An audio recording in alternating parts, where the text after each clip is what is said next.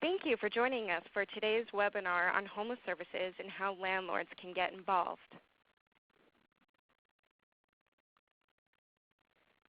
Let me start by introducing myself and the work at the Southwestern PA Housing Alliance and the Rental Housing Work Group.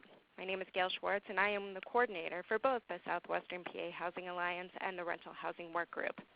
Convened by the Southwestern Pennsylvania Housing Alliance, the Rental Housing Work Group is a coalition of organizations and individuals committed to expanding affordable, quality rental options for individuals and families who face barriers to housing. Using collaboration, coordination, education, and risk management, we bring nonprofits together with rental housing owners and managers to advance the goal of a home within reach of every Southwestern Pennsylvanian. Since December 2014, the Rental Housing Work Group has been working to educate landlords about best practices when working with tenants, information about how local resources can meet landlords' needs, and highlight beneficial resources such as PA Housing Search. Now I would like to introduce you to our presenters today. We have Chuck Keenan from the Allegheny County Department of Human Services, Dina Cibatoni from Beaver County Continuum of Care, and Amanda Feltenberger from Beaver County Human Services. Chuck, if you would like to start. Okay. Thanks, Gail, and I want to thank the Housing Alliance too for asking me to present on this topic. It's really important that we try to reach as many landlords as we can as we do our work. So as Gail said, my name's Chuck Keenan, and I work for the Allegheny County Department of Human Services. We're what's called the Collaborative Applicant and an Infrastructure Organization for the Allegheny County Continuum of Care. That's really just a fancy way of saying that we do the day-to-day operations for the homeless system in Allegheny County. So I'm going to talk real quick about what the homeless system is and a little bit about Allegheny County and how you access it, and kind of our needs from a landlord perspective first. So basically the continuum of care is these 6 things: diversion, prevention. So it's diversion from homelessness, prevention of homelessness, and if somebody actually does become homeless, we have a couple of components that we do to house them. First is an emergency shelter. We do transitional housing, rapid rehousing, and then permanent housing and permanent supportive housing. So I'll go into each one of those in a little bit more detail now. So diversion basically means, what can we do to keep you out of the homeless system? So if you are having a dispute with your landlord, is there anything that we can do to mediate that dispute that will allow you to stay where you are? If you are, having housekeeping issues with, keeping your apartment clean, is there a way we can hook you up with a support to help with that? Same with mental health. If you're just having a tough time with your mental illness and it's going downhill and it's causing you to violate your lease, is there something we can do to kind of mitigate that? We also do a lot of work to try to maintain what are called doubled up relationships. So people who are staying in an extra bedroom or on the couch with another person, if that relationship is going bad, is there something we can do to help the host of that situation feel more comfortable? So we do things like talk to people about, what they're doing when the person comes home from work. If they're sitting on the couch, could they be doing some light housekeeping? Could they be making the meal? Could they be contributing other ways to the household? So anything short of rental assistance, which is financial assistance, can be considered diversion if we can keep a person in their current home. So prevention is actually what we would use, basically financial assistance to keep people in their current apartment or in their current home. So you can do eviction prevention. So if someone gets behind in their rent, we have programs that can assist people in paying their back rent so that they can stay in their current apartment. So there's a couple caveats to that. The landlord has to be willing to accept the payment. The landlord has to agree to drop the eviction case in exchange for taking the rental payment. And people are only in Pennsylvania allowed to access this eviction prevention program once every 2 years. If it's funded by the state, homeless assistance program. Other funding sources have different rules, but there's typically not a lot of times you can access the program in any given time period. We also do a test for people to make sure that the assistance that we provide is actually going to solve their homeless issue. So if somebody's income is $600 a month and their rent is $700 a month, there's a good likelihood that we will not pay their back rent because they're just going to come back to us in a short period of time afterwards because they're still not going to be able to afford their rent. So that's kind of what we do on the prevention side. So if that doesn't work, we end up with emergency shelters as kind of our first line of defense. So this is for people who are literally homeless. We can't prevent them from becoming homeless or can't divert them from becoming homeless. We start to enter what we call the actual homeless system. So it's a place of refuge for people who are literally homeless and would otherwise be sleeping on the street. It's really our first line of defense for, like I said, anyone who can't be diverted or prevented. In Pennsylvania, the emergency shelters are typically capped at a 60-day stay. Most shelters, I think, will allow extensions if it looks like they're going to need a few more days to find an apartment or to move into another program. But typically, they don't allow people to stay more than 60 days.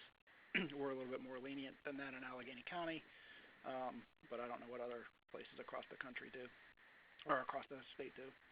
And we found through looking at our data that most people who enter the emergency shelter system really only stay a short period of time, and then they're able to resolve their homeless episode on their own. So they might just be homeless for a week or two, and then be able to get back on their feet and into an apartment. So typically we don't do much for them beyond maybe a security deposit or first month's rent. But others are going to need a lot more support, and I think that's where you guys can come in as landlords. So shelters are typically for us facility-based programs. They're already built in the community. People stay there at that site. But then when they start to enter these other housing options like transitional housing, they're oftentimes not in a facility, but they're in a scattered site situation. So we need private landlords to rent to those consumers. So transitional housing is housing that's up to 2 years in length. They can be either facility-based or scattered sites. Scattered sites means that they're in the private market. Very similar to Section 8. They get case management and other services in addition to the rental assistance that we provide. So what we do is basically look at fair market rent and or rent reasonableness as the payment that we're allowed to make. We also do inspections, but not the full housing quality standard inspection that they do in Section 8. So rapid rehousing is another program that we offer. It's similar to transitional housing, except it can be up to 2 years, but people are reassessed every 3 months for continued eligibility. They're only allowed to be in apartments in the private market, and it's the expectation that the tenant will take over the apartment, take over the lease and the payment of the apartment as soon as they're ready. So we do those 3-month reexaminations to see how their income is, and look and see if we think they're able to take over the lease, at which time they do, and we exit the program. So we can't do the rapid part of the program without good landlords and good housing units. So this is, again, similar to the other ones that we use. Fair market rent, rent reasonableness, and inspections are all done on these rapid rehousing programs. And then we do permanent housing as well, so there's no time limit for this. It's very similar to Section 8. I like to call it Section 8 plus services, so someone gets the full rental assistance for as long as they need it, and also they have services from a service provider in the community that helps them maintain the apartment and pay the rent and do other things that they need to do. So this can be facility-based or scattered site, and again, we do the same fair market rent, rent reasonableness, and inspections. So in Allegheny County, we have a centralized intake system that's through the Allegheny Link. So if you want to access the homeless system, you do that through this number, 866-730-2368. We do an assessment to determine eligibility for programs, and then refer people electronically to programs that meet their needs. It's basically on a first-come, first-served basis for shelters. and we do a prioritized wait list based on vulnerability and length of time homeless for the other programs. So just one other thing I wanted to mention before I get off the phone. What we need from landlords basically is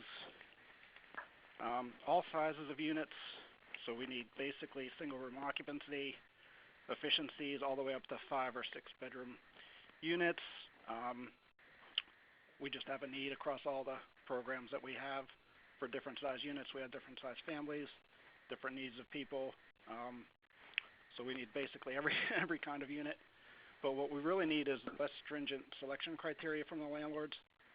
Most of the clients that we serve have criminal backgrounds or poor credit or histories of evictions, so they're not going to look that good on paper. So what we would really ask is that you take a chance on them. They're going to come with support from case managers and other professionals, so you'll have an additional contact person to reach out to if things start to deteriorate with the family. And then also if you can look towards eviction prevention as a philosophy of your program or of your housing unit. So just keep in mind that we have resources for tenants that can prevent them from being evicted. So if you kind of have that as a mindset, we can try to hook people up with services so that you can maintain their tenancy. I think that's about all I had. So my contact information's here, and then I would also suggest that you list your properties on PAHousingSearch.com. That's typically where we send our programs to look for apartments. So if you're a landlord that wants to work with our consumers, I would suggest you list on that site, and we can try to find you when we need to make the match. So thanks. I guess we're going to take questions at the end of the presentations, but I think that's it for my piece. Great. Thank you, Chuck. And next we have Dina from Beaver County. Thank you, Gail. Thanks for bringing us all together here on the webinar. I think this is a great opportunity. So I just can't thank you enough for that. And thank you to everybody on the line for your interest in learning more about housing and homeless services, and for being here today as well. So I am Dina Sabatoni. I'm the coordinator for the Continuum of Care in Beaver County. Some of you may have known Nora Miller. She recently retired, and I have assumed her position in a full-time capacity. Let's see here. I'm not advancing my slides. There we go. So Chuck already told us a little bit about what the Continuum of Care is, and it's really not that different from county to county, so I'm not going to belabor this point. But in our Continuum of Care in Beaver County, we have 8 different HUD-funded supportive housing programs for people who are homeless and have a disability, which, as Chuck indicated, most of our folks do have complex needs, so it's not unusual for someone who is experiencing a housing crisis to also have a disability. So those programs really help in our county for housing those folks. We have 2 emergency shelters, one for men and one for women who are experiencing domestic violence. We also have a coalition that's made up of about 150 different social services and housing providers. And this is critical because, again, I'm going to piggyback on a lot of what Chuck said. He laid a nice foundation for us. But these social service providers and housing providers meet monthly, and the meetings are open to the public, so anybody who's interested can certainly attend. And what they do is they share their resources, share the services that they have to offer. And so what that means is that if, as a landlord, you chose to rent to a person experiencing a housing crisis, they are going to come backed up by a coalition of many, many different services. So as unique situations come up, chances are we probably have somebody who can help resolve the situation. We also have a steering committee in Beaver County, and this is the primary decision-making group for the Continuum of Care, and they meet quarterly. Just to give you an idea of what homelessness looks like in Beaver County, I'm going to use our most recent point in time survey. This was conducted on January 27th, of 2016. And during that survey, we encountered 172 people who were experiencing a housing crisis. And this meant that they were not housed in one of those programs that I just recently mentioned. This means that they were living in a motel, in a place not meant for human habitation, such as an abandoned building or a car, or they were living temporarily with family and friends, which isn't as consistent as most people think. A lot of times people wear out their welcomes and they have to bounce around from family member to friends. So it's a very temporary, unstable situation for those folks. This is just a representation. So of those 172 people we encountered who were not stably sheltered, 98 were adults and 74 were children. On the second diagram here, you can see the different towns that the folks were encountered in. These are towns throughout Beaver County. During this survey, we also counted 346 homeless people who were in some form of shelter. So that could have been emergency housing, it could have been one of the supportive housing programs. And so in total, if you add up the folks who were unstably housed plus the people who were in the program, it ends up being it's about 500 some folks. And because self-sufficiency is a goal for our program, we do not want folks to go into a housing program and stay there for the rest of their lives. We don't want to do rental assistance or rapid rehousing, the programs that Chuck talks about, just to have them come back. And so this is where I see the landlords playing a really important role, is that once folks are in a program and they can stabilize, they need somewhere to go. The majority of our folks do have an income, Social Security, Social Security disability, something along those lines, but they can pay rent. And so we really see a natural partnership between our homeless housing programs and being able to funnel into the landlord, the private market. And so you might think, well, there would be some risks to have people come into my units, and then, you might want to be cautious about who you rent to. Of course we do with anybody who comes to you. But I can imagine with somebody who has had a precarious housing history, you would be even more concerned. And this is where the rest of that continuum of care comes into play. There's a myriad of services available. If you do rent to somebody, they come usually with an awful lot of support behind them. And so how do you access that continuum of care? You can attend our Housing and Homeless Coalition meetings that I mentioned. They're the second Thursday of every month at the Beaver County Human Services Building in Beaver Falls. And so you can learn more about supports that are available for people who might already be in your units who are struggling. And you can also, it's a good place to let folks know that you are willing to be contacted about potential tenants. The cornerstone is, I wanted to make mention because this is a really nice resource that we have in Beaver County. I just talked about a variety of services that we have. Like Chuck mentioned, there's a variety of housing programs, and how is a landlord to keep it all straight when you're trying to run your units and probably most likely doing other work as well? The Cornerstone is a great resource. It is the central hub for housing and homeless services in Beaver County. So if you have a situation and you're not sure what the solution might be, you can call the Cornerstone and describe that situation, and we will be able to link you with the appropriate services. The Cornerstone also, if you are interested in renting to homeless families and individuals, you can let the Cornerstone know that, and your name will go into a bank of landlords who would be interested in being contacted if somebody needs housing.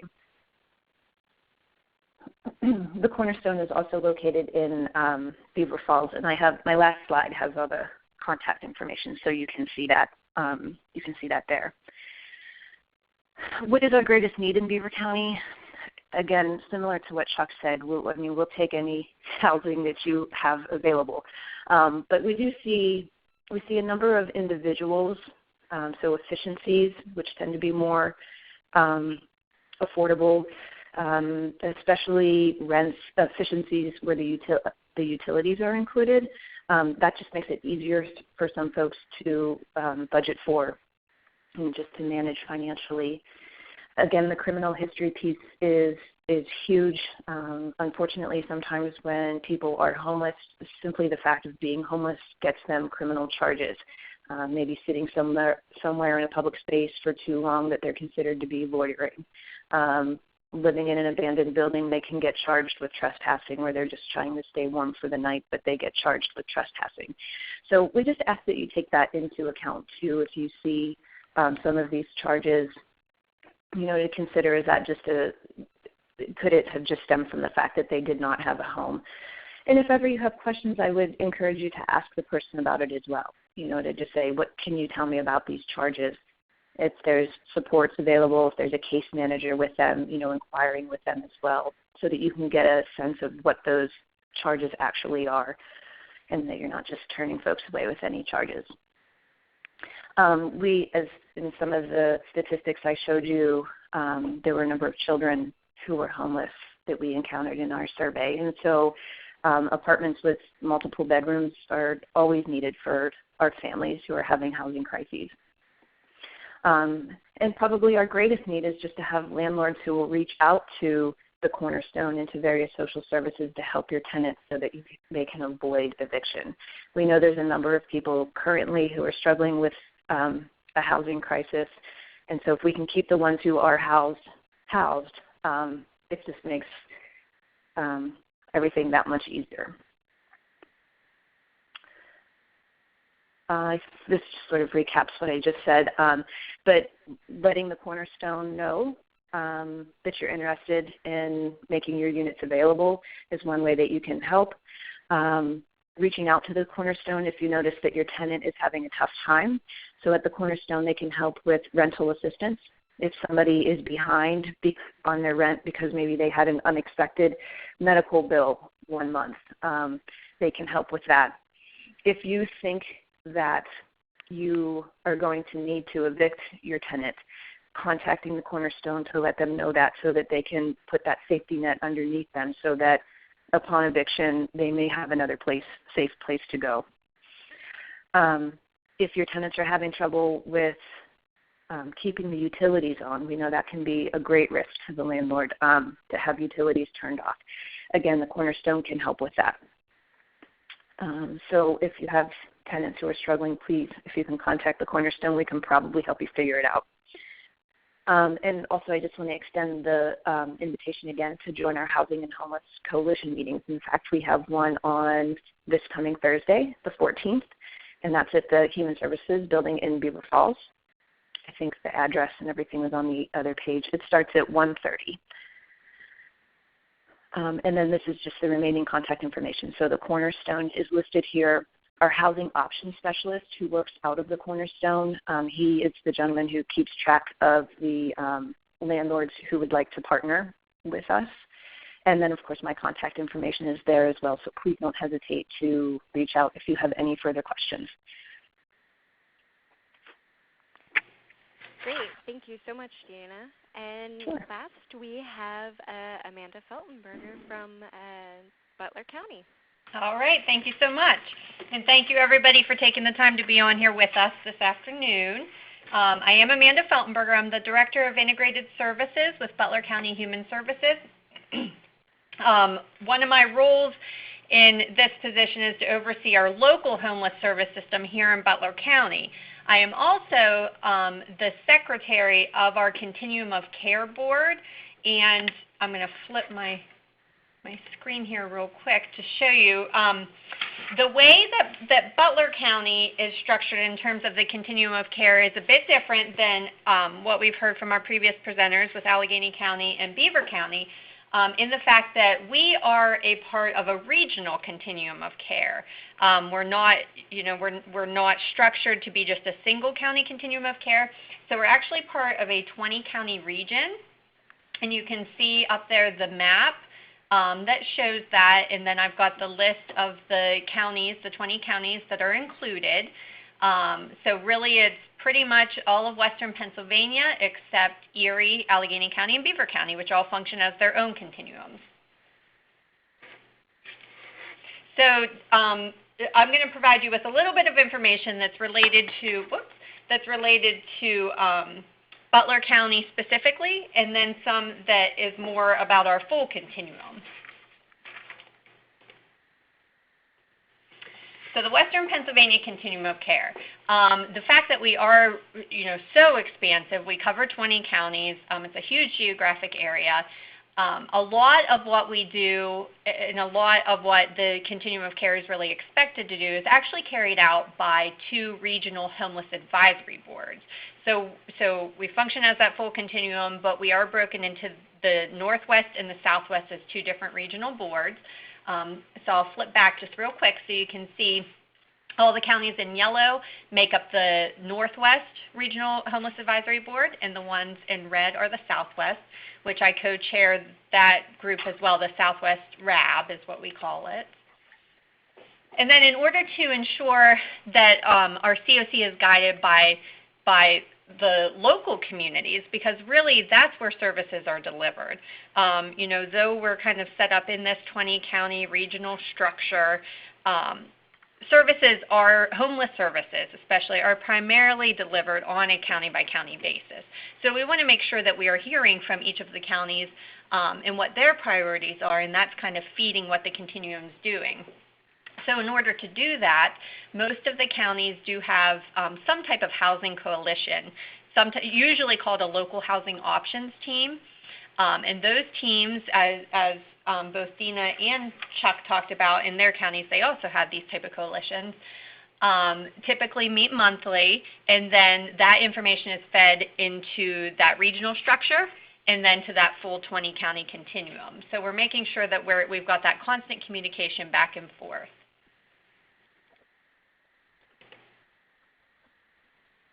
So this is just kind of an organizational chart to lay that all out and make a little bit more sense of it.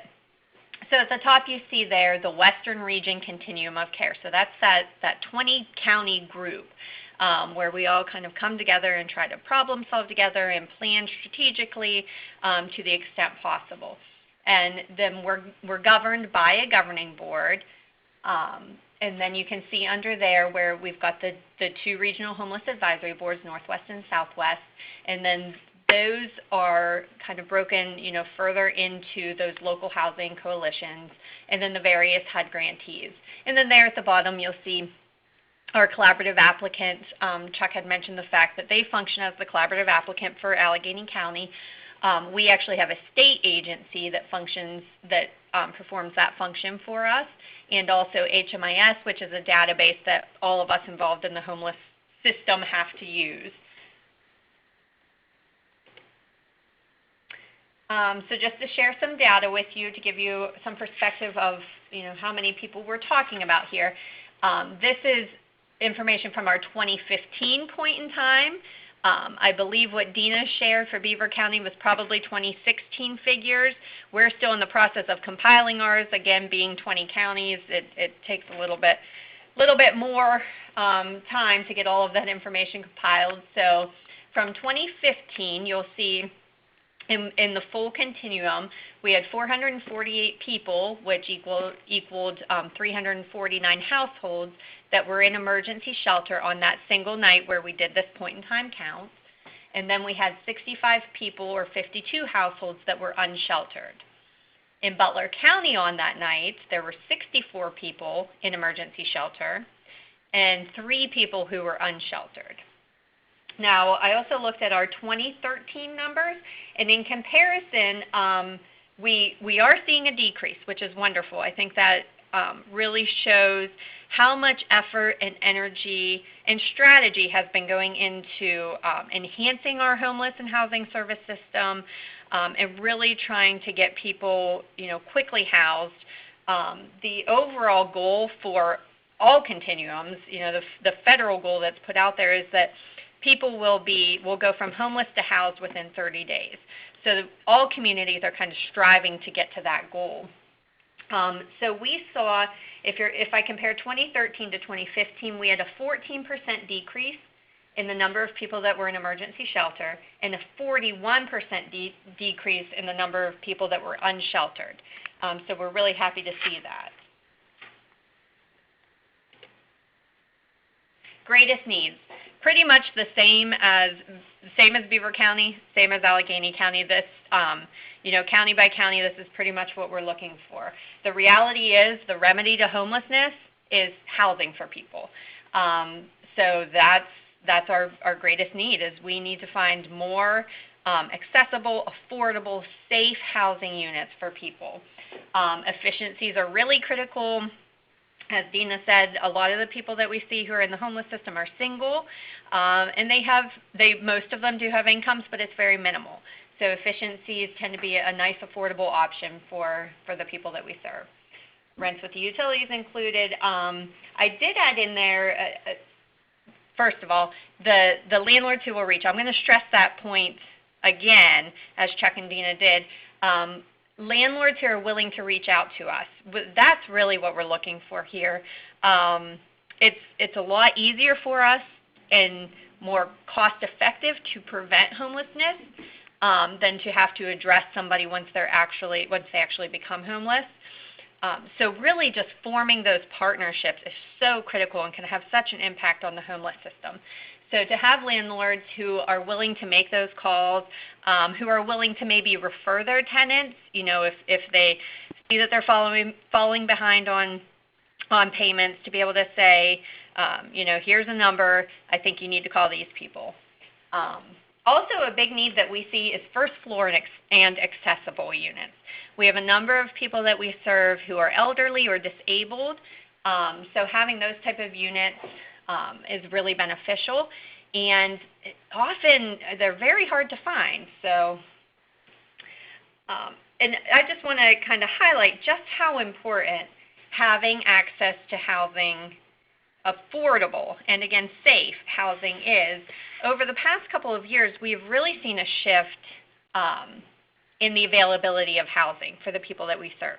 We're seeing more and more people who are provided with services in our homeless system, so they might come into a transitional housing program or maybe even a permanent supportive housing program.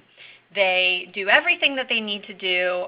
They become much more stable, more self-sufficient. They're ready to move out on their own, and they end up having to sit in that program because there's not an affordable option for them to move into.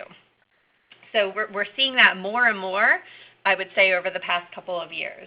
And just one example to give you, and this is a real-life example that we had. This is a person that we served, I believe this was last year.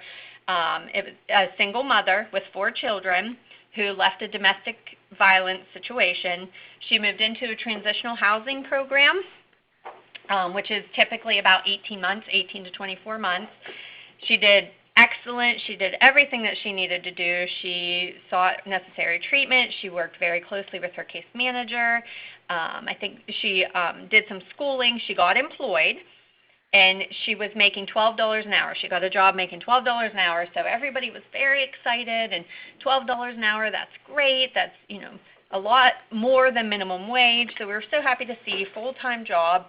So she was bringing home about $1,400, a little bit less than $1,400 a month, and we struggled and struggled to find her housing to move out of that transitional housing program, because with that many children, they were looking for a minimum of a 3-bedroom unit. Really, ideally, it would have been a 4-bedroom because one of her kids was 16 and the other 3 were small children. So ideally, that 16-year-old would have had her own room. The fair market rent for a 3-bedroom is $1,026. So that left her in 1 month would have been around $350 a month. So you can see the struggles that people have. $350 a month for a family of 5 is pretty difficult to make it on. So, that family sat in that transitional housing program much longer than they really needed to because of the trouble in finding a good unit. And again, I stress the fact of a safe unit. Sometimes what happens, and this is very unfortunate, is the units the apartment units that the people that we serve are able to afford are sometimes in locations that are, they don't meet minimum housing quality standards. The environment is not safe. It's not necessarily somewhere that, a family who's really trying to kind of pull themselves up and get out of that situation. It's not really somewhere that they want to raise their children. So we're really looking for those landlords that have those type of units available that are willing to partner with us. So how to get involved? There's really 3 different levels. If you're interested in this stuff and you want to get involved in it more, you certainly are welcome to attend meetings of the Western Pennsylvania Continuum of Care. That group meets twice a year. You could attend meetings of the Southwest Regional Homeless Advisory Board. We meet monthly, but we do take a month off here or there. Or attend meetings of the local housing coalition that's in your county. And if you're not interested in actually, becoming a part of those coalitions or attending those meetings, even, contacting them just to have a conversation about how other ways that maybe you can get involved with that local coalition, or just get involved in the local community in general, or to let them know that you're interested in renting to people who are experiencing a housing crisis would be very beneficial. And then, just Butler County specific, we are in the process of kind of helping to facilitate a landlord group coming together. In March, we hosted a landlord appreciation dinner. As Chuck showed you, there are all those different options and all those different types of homeless programs. In many of them, we actually work with private landlords and rent apartments through those homeless programs. So we wanted to pull all those landlords together who are already working with us, because we simply could not operate those programs without them. We wanted to pull them together, say thank you, host this dinner for them. So we did that. And the landlords that were in attendance expressed interest in forming a consortium that would meet at least twice a year. I guess, a few years back there was a landlord group that was meeting on a relatively regular basis here in Butler, but that has fallen to the wayside. So the landlords that were there were very interested in bringing that back together. So here at Butler County Human Services, we're going to be working directly with that small group that was at our dinner to assist them in forming that group and planning the meetings, kind of facilitating that for them. So if that's something, if you happen to be a Butler County landlord, and you're interested in that, I have the contact information there. Allison Rose, she works here in my office with me. And then contact information, if you're interested in the Western Pennsylvania Continuum of Care or the Southwest Regional Homeless Advisory Board, you can contact me. And then I also included a chart here of the contacts of the various counties in the Southwest for their local housing options teams or their local coalitions. So certainly I encourage you, if this is something that you're interested in, please feel free to reach out to them and see how you can get involved.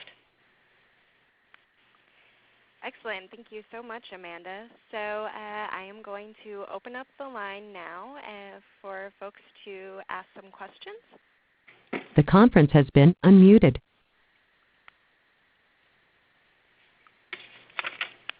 So I actually have a question.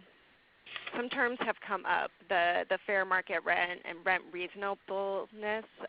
What are those terms? Who decides what the fair market rent is or what rent reasonable is, and how are they different from each other?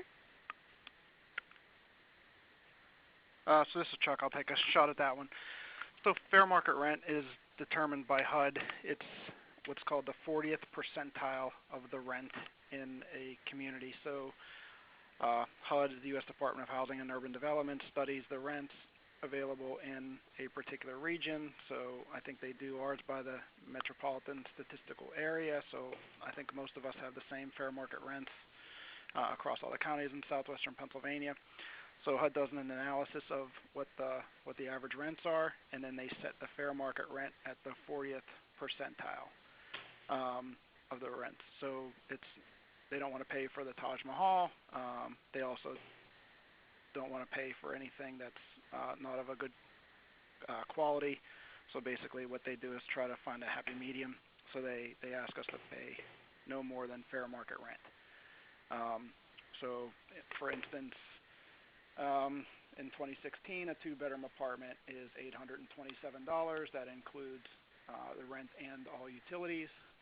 A one-bedroom is $657. So HUD sets that based on studying the market area. So rent reasonableness is another standard that HUD uses, and that's basically a study of the local market conditions.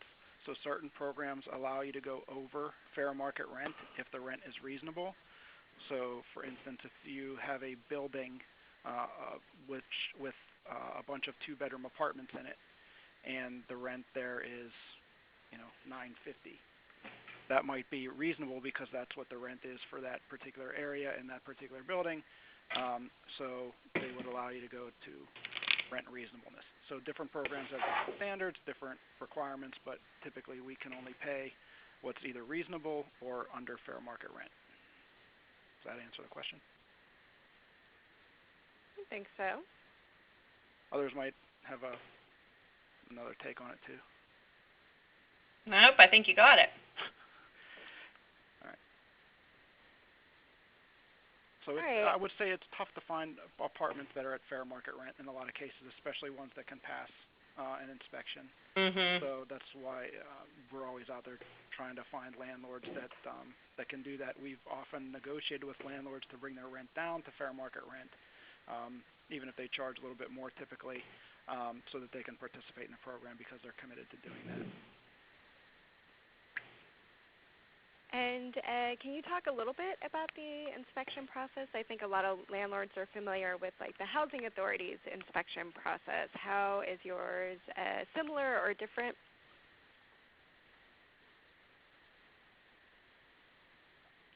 Okay, so I guess I'll try that one too. So we don't do the full housing quality standard inspection. We do, I call it HQS Light. It's similar, but it's not as rigorous. So we're not looking at cracks in pavements and missing switches and things like that. But we are doing a life safety inspection. So we run a checklist that HUD has given to us, and we modify a little bit. But it's basically not as rigorous as the full-blown HQS. We're looking for safe means of egress. We're looking for working smoke detectors. We want to make sure that the windows are operable, that the stairs are safe, that there's handrails in place, but maybe not two handrails, on the outside steps. But we're just looking basically to make sure that things are safe, and that a tenant who is in that property is not going to get injured by the property. And that's exactly what we do in Butler County. For some of the funding streams we use, we have to do that. They're just saying you can't use this financial assistance in a unit that's not deemed safe.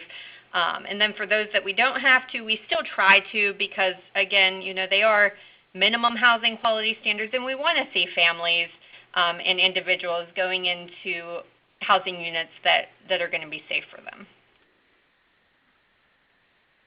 I think you guys covered it all for Beaver County too. Excellent. And then my last question is actually, you guys threw around some numbers about the point-in-time survey about how many people were experiencing homelessness on a given night. But do you guys have a sense about how many people in your communities receive assistance through the homeless system in a year, or how many received through entire year of 2015, say? Ooh. I'm going to say in Butler County we don't have that yet, and I don't know if other counties struggle with this as well. With the data systems that we use, for the most part, each program kind of maintains its own information. So there's no, at this point, but there will be in the future, kind of aggregate reports. Now what I can say, in Butler County, we have about 150 units of homeless housing. So that's not counting just households that we're serving with rental assistance, financial assistance, with rent, but 150 actual units of homeless housing that are pretty much full on any given night. And we maintain a waiting list of about 50 households per day. So on a given day, you need 50 apartments? Yes. Okay. So we do a fact sheet every year, and I was just looking for mine real quick from last year, but I think roughly we serve about 10,000 people a year in the homeless system in Allegheny County. We typically have about 1,500 people in shelters and transitional housing, and then another probably 1,500 to 2,000 people in our permanent and permanent supportive housing programs. We do a lot of rental assistance payments, and then right now our wait list for people who are waiting for housing is upwards of 2,000 people. Wow. Waiting for transitional housing and permanent housing and rent-free housing. Some of those folks, like I said, self-resolve and find their way out of the system, but at any given time we have 2,000 people in a housing crisis in Allegheny County. I don't have the numbers in front of me for Beaver County, and being that I'm still a little bit new, I can't even speak sort of like historically what we've been seeing. But I can say we have about 350 in our permanent supportive, our transitional and emergency shelter programs. We have about 350 people would be average at a given time. Now, how many of those duplicate through the year, I'm not sure, and that's something that I can get back to you all on if that's something that that folks are curious about. So sorry, I don't have a better answer, but I can certainly get that. Excellent. Thank you. Mm-hmm. Are there any other questions out there?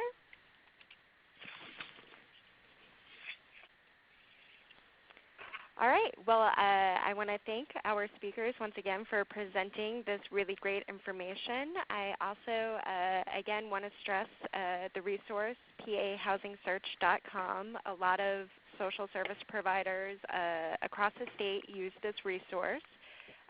You can either go to it online at www.pahousingsearch.com, or they actually have a call-in number, so you don't even have to mess with the computer or anything like that. You can just call the number. It's 1-877-428-8844, and then you can just talk to, somebody on the phone, tell them what your apartment that you want to list is like, and then they take care of all the computer and uploading it. And one of the great features about this resource is that it automatically links to Craigslist. So when you call PA Housing Search and list your unit that way, it's going to automatically do it on Craigslist. So you're listing in two places at once. All right. Thank you again. My name is Gail Schwartz. I coordinate the Rental Housing Work Group, so if anybody is interested in finding out more about that, you can contact me. And of course, if you have questions about what's happening in your specific community, you can contact one of our presenters here today as well. Thank you, and have a good afternoon.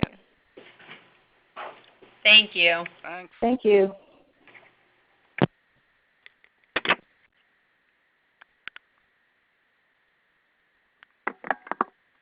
Thank you. Please stay